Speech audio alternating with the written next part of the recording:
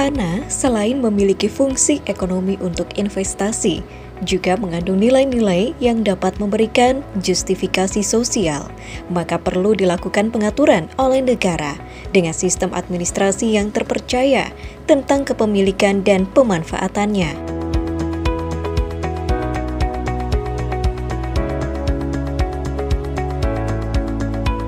Bertempat di Bangsal Kepatihan Yogyakarta, Senin 30 November 2020, dilakukan penyerahan sertifikat tanah Kesultanan serta tanah Kadipaten dalam rangka mewujudkan pilar keistimewaan DIY bidang pertanahan dan tata ruang periode November 2020. Yang pertama, penandatanganan oleh Kepala Dinas Pertanahan dan Tata Ruang Daerah Istimewa Yogyakarta dengan perwakilan dari Kadipaten Pakualaman.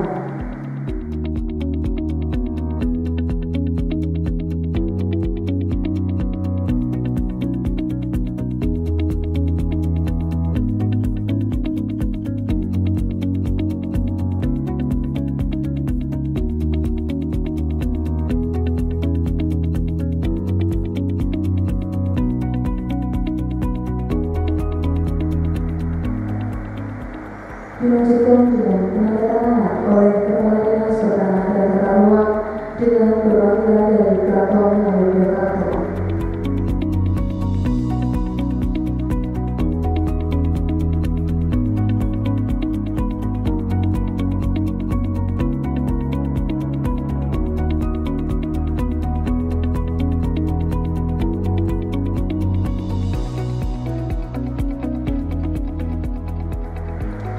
Acara dilanjutkan dengan penyerahan secara simbolis sertifikat tanah Kesultanan dan tanah Kadipaten dan Gubernur Daerah Istimewa Yogyakarta kepada perwakilan Penghageng Kawedanan Hakim Keraton Yogyakarta dan Penghageng Kawedanan Kaprajan Pulau Pakualaman, didampingi Bapak Wakil Gubernur dan Kepala Kanwil BPN Daerah Istimewa Yogyakarta.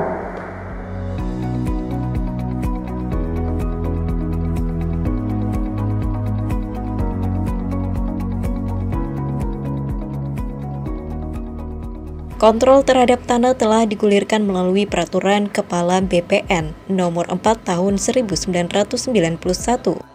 Konsolidasi tanah ini merupakan manifestasi dan penerapan Pasal 6 UU PA tentang fungsi sosial hak atas tanah sesuai prinsip gotong royong. Pada hari ini, pemerintah daerah DIY melaksanakan salah satu kegiatannya dalam rangka Undang-Undang Nomor 13 Tahun 2012, di mana dalam amanahnya yaitu untuk melakukan inventarisasi,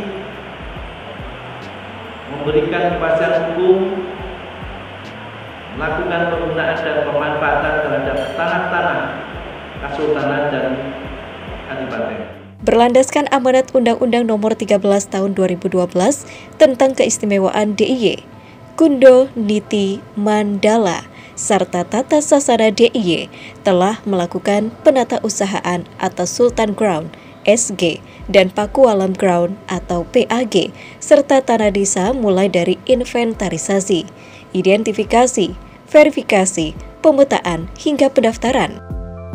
Hasilnya sudah dilaporkan oleh Penghageng Kundo DIY dan diserahkan sejumlah 1.159 sertifikat, baik yang berstatus SG maupun PAG. Serat kekancingan sebagai tanda hak guna tanah tersebut.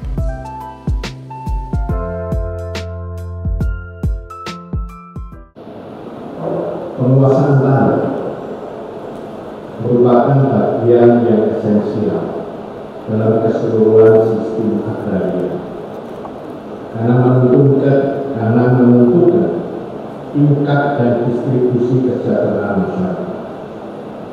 Secara konseptual, agraria terdiri atas dua aspek utama, yaitu penguasaan dan kepemilikan, serta penggunaan dan pemanfaatan.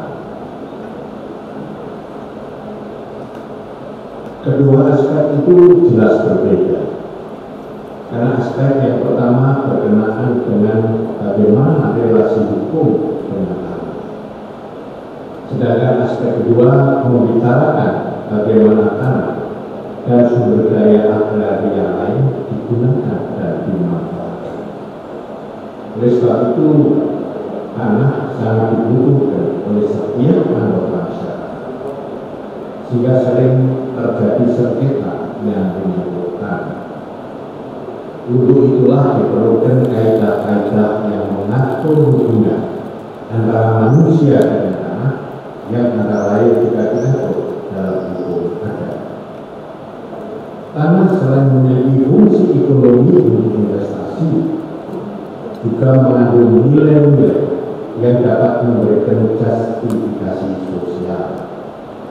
Maka perlu dilakukan pengaturan oleh negara dengan sistem administrasi yang terpercaya tentang kepemilikan dan pemanfaatan. Rasa terpenting pemerintah sebagai regulator dan masyarakat sebagai pengguna harus jauh dari watak curang dan tidak konten, karena tanah merupakan sumber kehidupan, maka harus dipelihara dengan sistem hukum yang ketat, jujur dan terbuka bagi kepentingan rakyat banyak. Bapak-Ibu dan hadirin sekalian yang saya hormati, dalam hal itu konsolidasi tanah digulirkan melalui peraturan Kepala BPN nomor 4 tahun 1991. Konsolidasi tanah ini merupakan manifestasi dan penerapan pasal 6 UPK tentang fungsi sosial atas tanah sesuai prinsip gotong royong. Tujuannya untuk optimalisasi efisiensi dan produktivitas penggunaan tanah, sehingga terwujud suatu tatanan penguasaan dan penggunaan tanah yang tertib dan teratur. Selanjutnya, Menteri Agraria dan Tata Ruang Kepala BPN menyerahkan petunjuk teknis dan sertifikasi tanah Kesultanan dan Kabupaten yang dikenal dengan SD dan PAD pada 15 November 2019. Kemudian pada 10 September 2020 disusul rapat koordinasi gugus tugas reforma agraria untuk mendukung pendirian desa mandiri budaya melalui reforma agraria. Dalam kaitan itu, berlandaskan amanat Undang-Undang Nomor 13 Tahun 2012 tentang keistimewaan tinggi, Kundo Niti Manggalo Sarto Laksono DIY telah melakukan penatausahaan atas SD dan PAD serta tanah desa, mulai dari inventarisasi, identifikasi, verifikasi, dan pemetaan sampai dengan pendaftaran. Adapun hasilnya tadi sudah dilaporkan oleh pengadil Kundo Niti Maksud, yang penyerahannya dilakukan pada hari ini adalah sejumlah 1.159 sertifikat, baik yang berstatus SD maupun PAD. Serat kekantingan sebagai tanda hak guna tanah tersebut, pemberian hak tersebut juga merupakan realisasi tanah untuk rakyat. Sebagai pengejauhan lahan pesan almarhum Sri Sultan Hamengkubuwono IX kata untuk rakyat. Bapak dan hadirin sekalian yang saya hormati, dengan tujuan itulah agar penyerahan sertifikat tanah ini diresapi maknanya dan didaya gunakan potensi penggunaannya untuk meningkatkan kesejahteraan bagi para pemanfaatnya, bukan berhenti hanya sekedar guna mempercepat realisasi konsolidasi tanah di ini saja. Semoga Tuhan Yang Maha Kuasa melimpahkan berkah serta rahmat-Nya bagi kita semua, agar tanah dapat dimanfaatkan bagi sebesar-besar kesejahteraan. Sekian, terima kasih. Assalamualaikum warahmatullahi wabarakatuh.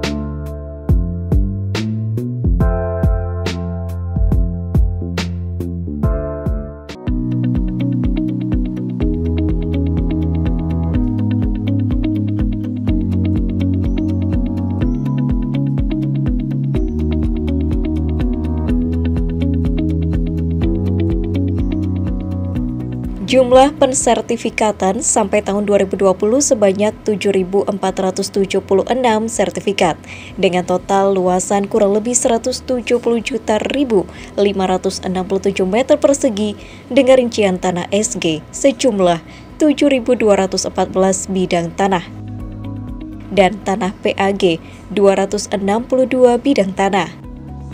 Kegiatan inventarisasi bidang tanah Kesultanan dan bidang tanah Kadipaten sejumlah 14.040 bidang dengan jumlah sertifikat sudah terbit.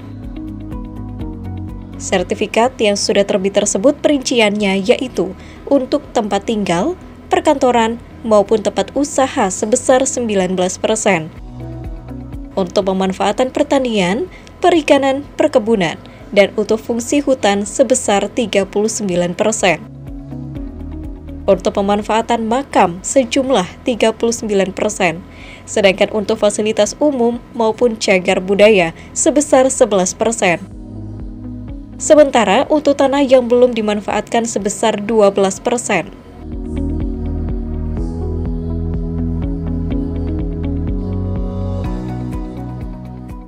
Kami di tahun 2020 dua kali tahap, periode Agustus sama periode November ini. Kalau yang periode sekarang itu ada tadi saya sampaikan 1056 itu terdiri dari sertifikat tanah PAG ada 103, kemudian tanah SG ada 1066. Dari total keseluruhan yang sudah jadi sekarang adalah 7.476. Ini kalau kita hitung keluasan karena sertifikat luasnya sudah jelas itu sekitar 17.082.567 meter persegi atau 170 hektar terdiri tanah SG dan PAG. Kegiatan ini merupakan kegiatan bagian dari kegiatan penatausahaan, pemanfaatan dan pengelolaan tanah Kesultanan. Baik itu diawali dari kegiatan inventarisasi, identifikasi, kemudian pemetaan sampai ke pendaftaran tanah sertifikat. Nah, untuk itu sampai dengan saat ini bahwa yang sudah didaftarkan sertifikat di BPN itu ada sejumlah 10.688. Dari total tadi itu 14 total bidangnya kan ada 14.044 sudah didaftarkan itu 10.688 dan sudah jadi 7.476 sehingga masih ada berkas yang belum selesai di BPN.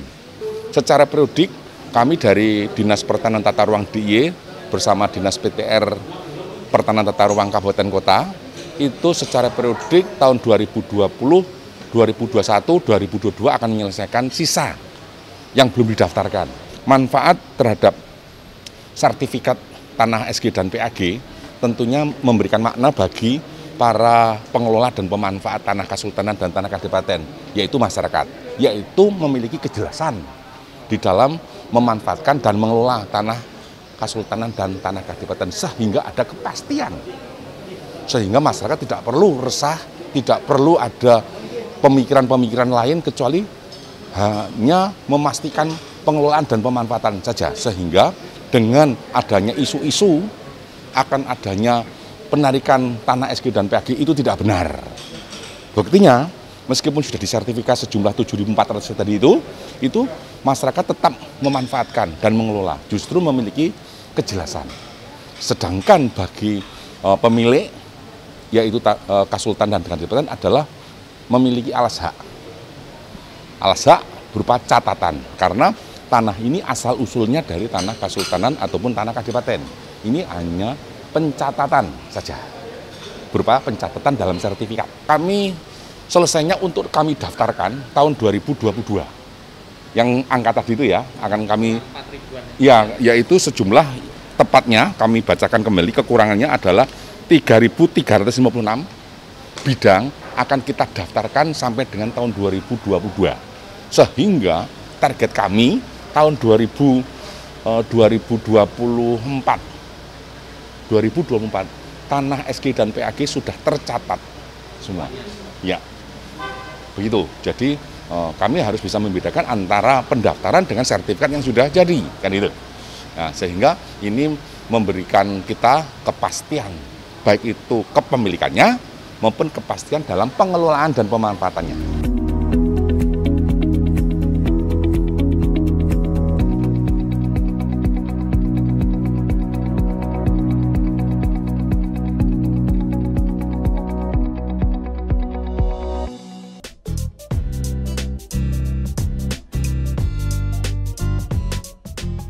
Penyerahan sertifikat tanah Kesultanan dan tanah Kadipaten mengacu pada Undang-Undang Nomor 13 Tahun 2013, di mana dalam amanahnya yaitu untuk melakukan inventarisasi, memberikan kepastian hukum, melakukan penggunaan dan pemanfaatan terhadap tanah-tanah Kesultanan dan Kadipaten. Sertifikasi ini dalam rangka untuk memberikan kepastian hukum terhadap tanah Kesultanan maupun tanah Kadipaten yang diserahkan sebanyak 1.159 sertifikat yang tersebar di Sleman sebanyak 568, Gunung Kidul 308, Kulon Progo 278, dan Kota Yogyakarta sebanyak 5 bidang.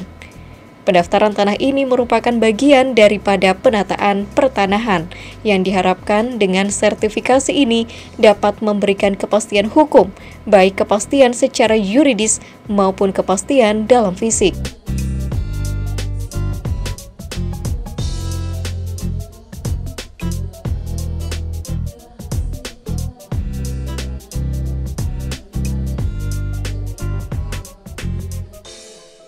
Pada tahun 2020 ini, Kementerian ATR diberi amanah dalam rangka untuk melakukan sertifikasi dalam rangka memberikan kepastian hukum data Kesultanan maupun tanah Kadipaten, yang insya Allah akan diserahkan sebanyak 1.159 sertifikat yang tersebar di Sleman sebanyak 568, Gunung Kidul 308, Kulon Progo 278, dan Kota Yogyakarta sebanyak 5 bidang.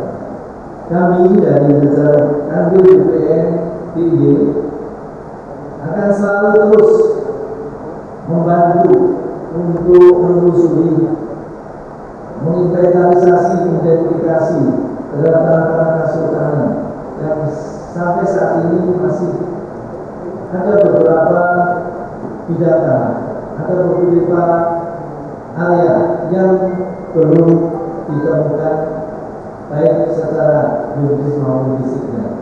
Masih ada tugas yang memang agak cukup berat bagi kita semua, yaitu ingin mengetahui sejauh mana penggunaan dan pemanfaatan tanah, pemeliharaan maupun pengawasan terhadap tanah-tanah Kesultanan maupun Kadipaten.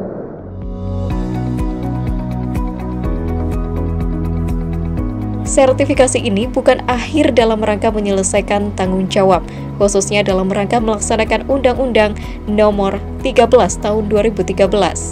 Masih ada rangkaian yang harus dilakukan untuk melakukan penatagunaan tanah serta pemanfaatan pemberdayaan tanah, sehingga tanah nanti benar-benar dapat mencapai tujuan seperti yang diamanatkan dalam Undang-Undang Dasar tahun 1945 Pasal 33 Ayat 3, yaitu untuk kesejahteraan dan kemakmuran rakyat.